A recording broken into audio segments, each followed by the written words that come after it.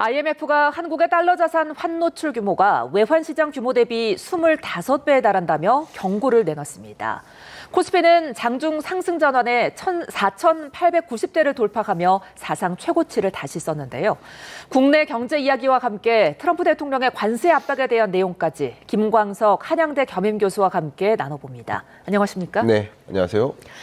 예, 지금 IMF가 우리 달러 자산에 대해 경고를 내놨는데 이게 지금 얼마나 심각한 상황인 겁니까? 네, 그러니까 여러분들이 해외 자산에 투자를 한다. 예. 예를 들어서 미국 주식에 투자를 한다. 예. 그럼 앞으로 환율이 올라갈까 떨어질까 모르죠. 예. 근데 그것에 베팅을 하는 겁니다. 그러니까 올라갈 거다라고 베팅한다면 환 노출을 거는 것이고, 아니야, 환율 이제는 떨어지지 않겠어? 그럼 환 해지를 거는 겁니다. 근데 지금은 전체 외환 거래액 대비 이 미국이나 그 밖에 해외 달러 표시 자산 투자하는 그 금액이 25배에 달한다.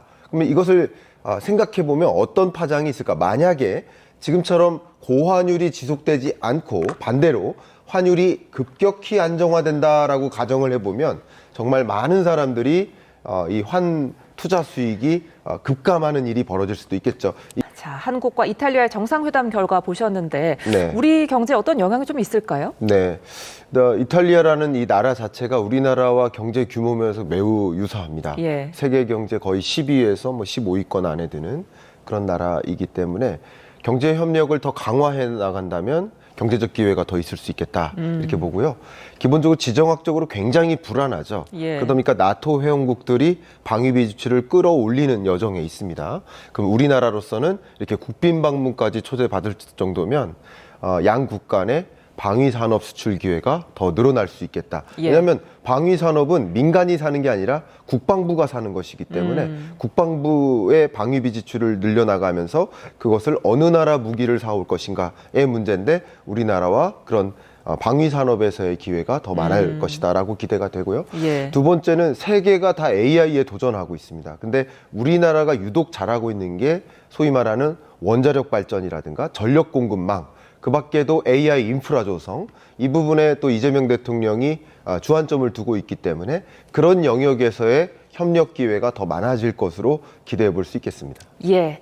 자, 다시 환율 이야기로 좀 돌아와 보겠습니다. 정부가 이제 원달러 환율 하락 상승을 막기 위해서 좀 안간힘을 쓰고 있는데 네네. 그렇게 좀 백약이 무효한 그런 지금 분위기입니다. 앞으로 이제 환율 가능성은 어떻게 보세요? 하락을 좀 할 수 있을까요? 네, 일단 지금 외환 당국의 정책 기조에 대해서 저는 좀 많이 아쉬움을 갖고 있는 사람입니다. 그러니까 환율을 결정짓는 변수가 100가지도 넘어요. 예. 그런데 크게 이걸 쪼개면 이 수급적인 요인이 있고요. 또 구조적인 요인이 있습니다. 그러니까 수급적인 요인이라고 한다면 예를 들어서 개인 투자자가 해외 주식 비중을 늘린다든가 환노출 규모가 절대적으로 높다든가 혹은 국민연금공단이 해외 주식 비중을 계속 늘려나 이런 것들도 수급적인 측면에서 달러의 수요를 끌어올리는 요인이에요. 예. 그럼 수급을 안정시키기 위한 조치들을 했단 말이죠. 그러니까 정부의 지금까지의 개입, 외환시장 개입이 이 수급적인 요인에 포커스를 둔 거예요. 어떻게 하면 달러 공급을 늘려줄까? 이런 식으로 초점을 뒀고 그게 외환시장 개입이었었던 겁니다. 근데 본질적으로 왜 이렇게 고환율이 지속될까? 하는 그 구조적인 요인을 봐야 되는데 예. 가장 대표적으로 한미 간의 금리 차가 있다든가 또 한국의 통화량 증가율이 미국의 통화량 증가율보다 높다든가 이게 무슨 말이냐면 미국의 통화량 증가율이 높아요 지금. 예. 그래서 달러 가치가 떨어지고 있어요. 근데 우리나라의 통화량 증가율은 그걸 훨씬 넘어서 있습니다. 그러니까 우리나라 돈의 가치는 더 빨리 떨어지고 있는 거예요. 예. 궁극적인 요인은 이 구조적인 요인에 있는데 구조적인 요인에 대한 대응은 상대적으로 더디하고 수급적인 요인에만 집중하다 보니까 외환 시장에 참여하는 이 투자자들이 계속 환율은 안정되기 어려워 하는 부분에 더 베팅하고 있는 것은 아닐까 이런 생각을 해보고요. 예. 그럼에도 불구하고 이 고환율이 지속되고 있지만 저는 26년 하반기 끝자락으로 갈수록 환율이 다소 안정화될 수 있다라고 보고 있습니다. 그것은 우리 외환 당국의 대응 때문이 아니라 예. 미국의 통화정책 기조의 급격한 선회 때문입니다. 이제 곧 차기 연준 의장이 지명될 텐데요. 그러면 26년 중반 차기 연준 의장이 들어서면서 중간 선거 전략으로서 미국은 대규모 유동성 공급, 대규모 통화량 증가, 또 대규모 금리 인하를 계획하고 있다고 여러분 다 이해하고 계실 겁니다. 예. 그러니까 25년, 26년 초반까지의 환율 시장에 영향을 미치는 이런 통화정책 기조에 있어서 급격한 선회가 있다 보니까, 다시 말하면 미국의 통화량 증가율이 한국의 증가율을 넘어설 수 있고, 미국의 금리 인하로 한국의 현재 기준금리 2.5%를 밑도는 기조로까지 갈 수 있습니다. 이런 것들이 급격한 선회를 가져올 수 있다. 그래서 앞선 질문에서 말씀 주셨듯이 우리나라 투자자들이 환 해지를 안 걸고 환 노출에 대규모 이렇게 노출되어 있어요. 예. 그러면 환율이 급격한 선회가 있다라고 가정한다면 이것이 금융 리스크로 전이될 수 있는 거거든요. 대규모 수익 악화로 이어질 수 있거든요. 그런 부분에서 우리도 예의주시할 필요가 있지 않을까 의견 드리고 싶습니다. 예, 원달러 환율이 이렇게 고공행진을 하고 있는데도 코스피가 연일 상승하고 있습니다. 네. 4,800선을 돌파하면서 이제 이달 중으로 5,000피를 뭐 달성하지 않겠느냐 이런 전망까지 나오던데 어떻게 보세요? 네, 저도 이 부분에 있어서는 긍정적으로 보고 있습니다. 뭐 저도 이 자리에 나와서도 여러 차례 말씀을 드려왔지만 2025년, 26년 이 두 개의 해는 소위 말하는 유동성 장세에 해당됩니다. 그러니까 한국도 금리 인하고 유동성 공급 늘리고 미국도 역시 그렇지만 세계적으로 그러합니다. 세계적으로 조금 위험한 수준까지 과도한 정부 부채 의존해 가면서까지 확장 재정을 세계 각국이 펼치고 또 대규모 유동성 공급을 펼쳐나가고 있습니다. 이게 주로 주식시장 혹은 부동산 시장으로 돈의 쏠림을 만드는 것이죠. 예. 그게 유동성 랠리를 보이고 있는 것이라고 의견을 드리고 26년 한 해에도 역시 추가적인 유동성 장세의 흐름은 이어질 것이라고 판단하고 있습니다. 그런데 이제 워낙 가파르게 올랐다 보니까 일각에서는 버블론 이야기가 나오거든요. 이 부분은 어떻게 보세요? 네, 그렇습니다. 많은 분들이 이렇게 많이 올랐으니까 예. 쉼없이 올랐잖아요. 그러니까 쉼없이 오르다 보면 이제 떨어지는 거 아니야? 이렇게 생각을 하시는 경향이 있어요. 근데 저는 의견을 좀 달리해서 이렇게 가파르게 오른 배경이 무엇일까?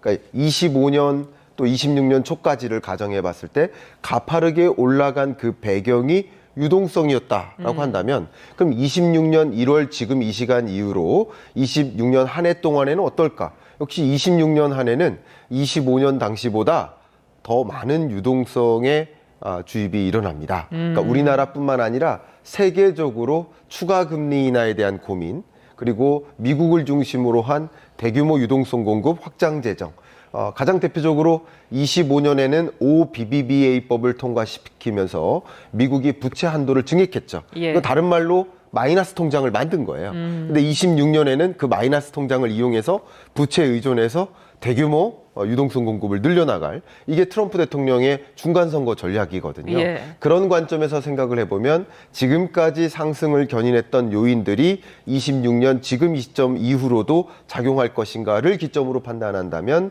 추가 상승의 흐름은 남아있다라고 의견을 드리고 싶습니다. 그러니까 정부에서도 계속해서 이제 그 주가 부양을 위해서 좀 힘쓰고 있는 것 같은 게 네.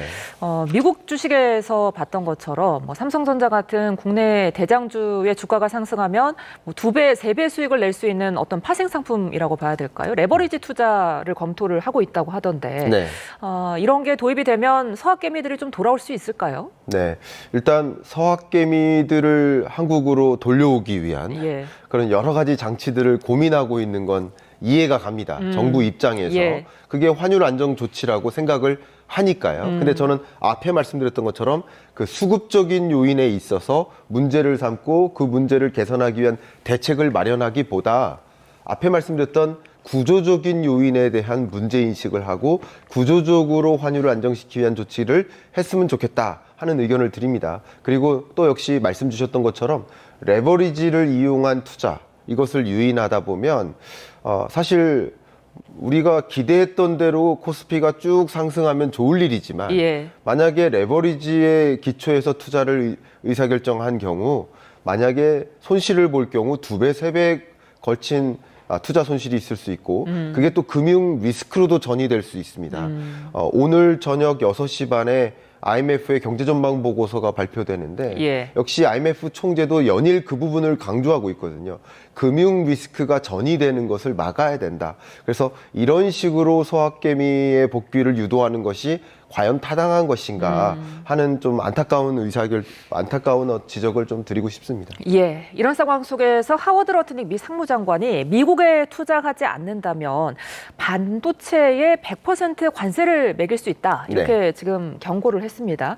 이렇게 되면 삼성전자나 하이닉스 같은 우리 기업에 좀 파장이 있지 않을까 싶은데요. 네, 일단 25년 연말쯤에 에이펙 정상회담이 개최됐었고 그 즈음에 한미 정상회담, 뭐 한중 정상회담, 여러 국가들의 정상회담이 있었습니다. 그때 결국 약속을 받은 것이 미국에 투자하라, 미국에 공장 지어라 이거죠. 근데 그 약속 지키지 않는 거 아니냐 하는 의심이 있어요. 왜 그럴까요? 가장 대표적으로 미국 연방대법원의 판결을 앞두고 있습니다. 그러면 내일이죠.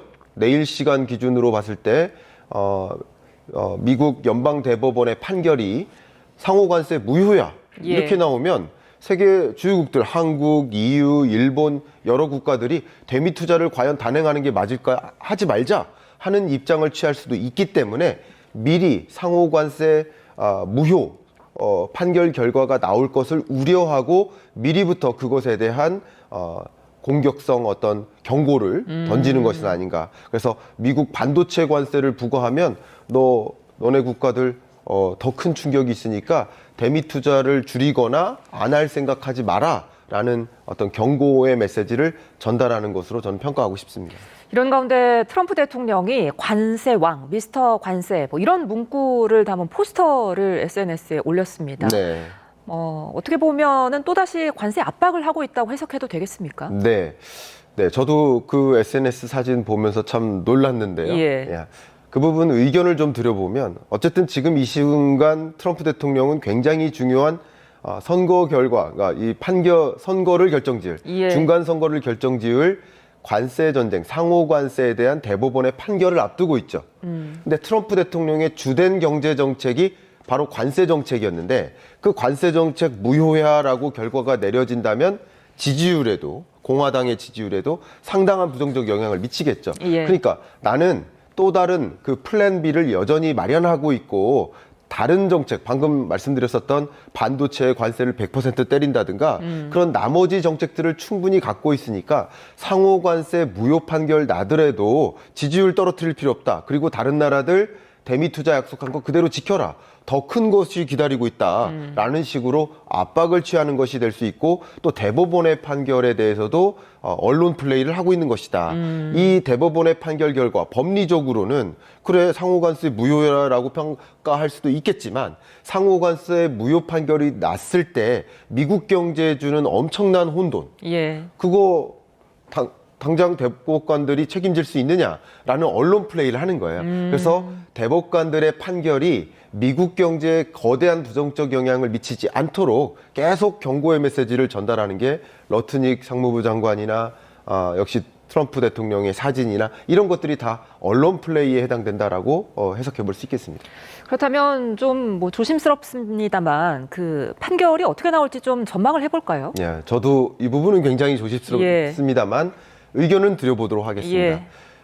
역사적으로 연방 대법원의 판결의 결과를 보면 이게 법리적으로 맞냐 그르냐를 기준으로 평가하기도 하지만 이 판결 결과가 미국 경제에 얼마나 큰 부정적 영향을 주는지도 굉장히 중요한 관전 포인트입니다.